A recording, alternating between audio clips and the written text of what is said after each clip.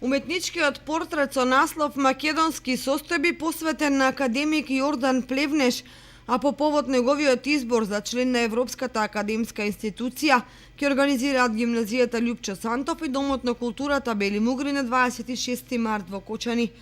За творештвото на Плевнеш ќе говори магистар Доне Доне, а ќе биде изведен и перформанс според текстови од авторот од студенти по актерска игра од класата на професор Мета Јовановски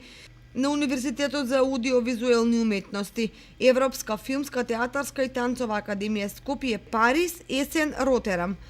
Кочани не случајно е избран за прв град во кој ќе почнат академските свечености по повод изборот на Јордан Плевнеш за академик, бидејќи во драмата «Македонски состојби» преведена и играна на голем број јазици во светот,